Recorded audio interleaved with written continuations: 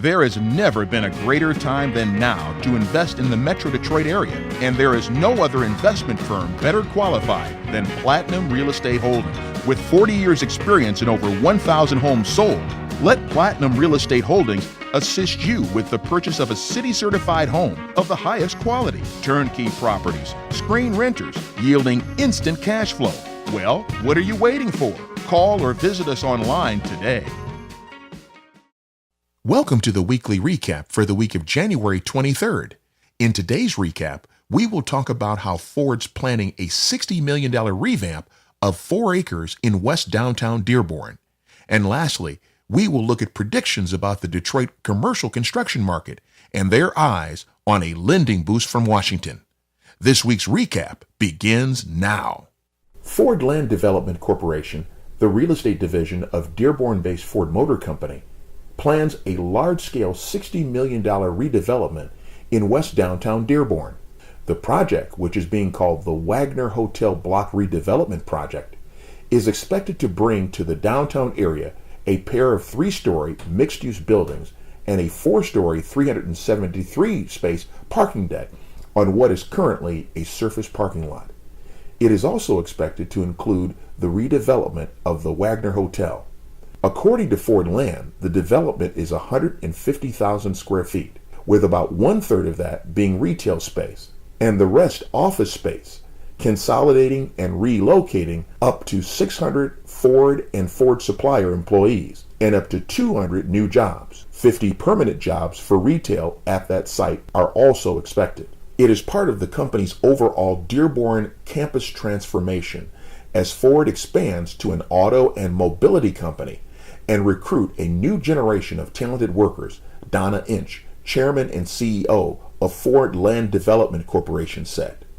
$3 million of this project has been secured in the form of a Michigan Strategic Fund performance-based grant, with half coming from the Michigan Economic Development Corporation's Business Development Program, and the other half coming from the Community Revitalization Program. Ford Land will bond to pay for the parking deck and utility improvements needed for the project, with the bond to be repaid with tax increment financing revenue totaling a little over $31 million, combined with the performance-based grant. The project location is between Mason Street to the west, Oakwood Boulevard to the east, and south of Michigan Avenue. The architect is Detroit-based Newman Smith Architecture. Construction is expected to begin in the spring and be finished by the middle of 2018. Next up, Detroit construction market eyes lending boost from Washington. 2016 was one of the most active in recent memory for new construction projects in and around downtown Detroit, those being proposed and those with shovels actually getting in the ground. And 2 of the area's experts, one in commercial real estate lending and another in construction, Dennis Bernard, president of Southfield-based Bernard Financial Group, and Todd Sachs, CEO of Detroit-based Sachs Construction Incorporated, say 2017 will be another busy year in terms of lending as well as new buildings. Bernard says the biggest question for commercial real estate experts is how an expected scaling back of the federal Dodd-Frank Wall Street Reform and Consumer Protection Act of 2010 under President-elect Donald Trump and a Republican-controlled Congress will affect local lending. Bernard expects a scaling back of regulations passed in the wake of the financial meltdown and Great Recession. However, a number of law requirements, including increasing the reserve requirements for banks, take effect during 2017. As a result, Bernard said, that will generally roll back the loan-to-value ratio at which banks are able to lend for construction acquisition. For example, instead of an $8 million loan on a $10 million purchase or development, the bank would likely issue a $7 or $7.5 million loan. The borrower is also required to contribute cash for projects and acquisitions. Secondly, commercial mortgage-backed securities debt issued at the height of the lending bubble 10 years ago will mature, and how those loans are disposed of will be a key indicator of the market. Thirdly, we still have a lot of 2007 legacy loans that are the worst of the worst, but are somehow holding on, Bernard said. We've started to see significant increase in maturity defaults. One of the concerns is that borrowers will not be able to make the so-called balloon payment, which is much larger than a borrower's monthly debt service payments that typically comes when commercial mortgage-backed securities debt matures. But Bernard remains optimistic about the overall health of the Detroit construction market. We did $1 billion in mortgages in 2016 and expect to do that this year. In 30 years, Bernard has never seen more lenders currently involved in southeastern Michigan. Bernard says, if there's ever been a president of the United States that understands this stuff, it's Donald J. Trump.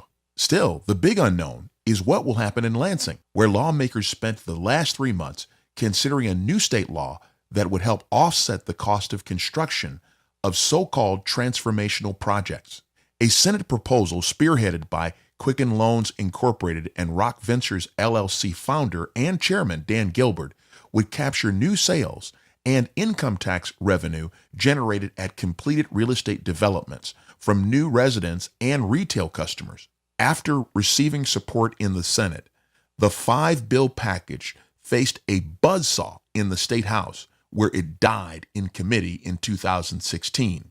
The bill package is expected to be reintroduced in the next legislative session. Developers would be able to use the capture to help finance what are being called the transformational brownfield projects, or those on property with environmental contaminants, or are considered blighted or obsolete. Well, that's this week's recap. Did you find this recap helpful? Let us know in the comments below. Thank you for listening and have a great day.